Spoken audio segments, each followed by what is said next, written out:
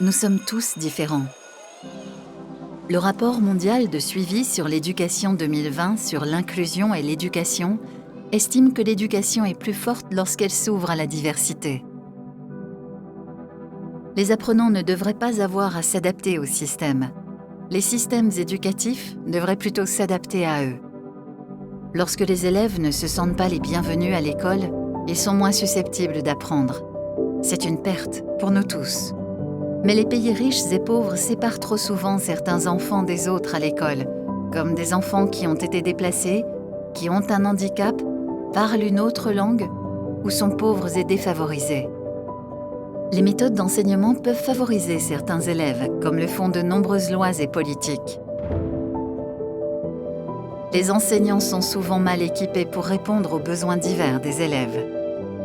Les enfants ne se reconnaissent pas toujours dans les manuels scolaires. Certains peuvent même ne pas s'y retrouver du tout. Ils en comprennent qu'ils n'ont pas leur place. Les évaluations reflètent parfois une vision étroite de l'éducation et par conséquent, certains élèves quittent l'école plus tôt qu'ils ne le devraient. Il s'agit là de problèmes complexes à résoudre.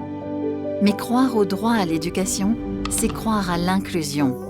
Les enfants ont des rythmes et des besoins d'apprentissage différents. Ils ont besoin de programmes d'études souples, créatifs et pertinents. La manière dont les enseignants sont préparés est essentielle.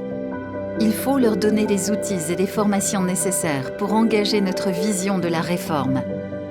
Les ressources qui peuvent aider les personnes marginalisées, éducateurs, personnel de soutien et matériel, doivent être partagées afin que tous puissent en bénéficier. De meilleures données nous aideraient à mieux cibler ceux qui sont laissés pour compte. Les désavantages s'accumulent souvent. Nous ne pouvons pas aborder l'inclusion au cas par cas. Pour surmonter ces difficultés, il faut des ressources financières.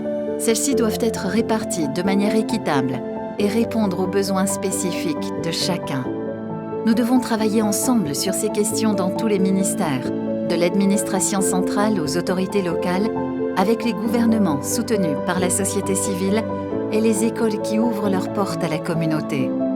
L'inclusion dans l'éducation nécessite un changement de mentalité dans la société. Pour que l'éducation pour tous signifie l'éducation pour tous, sans exception. Atteindre cet objectif est l'affaire de tous, y compris la vôtre.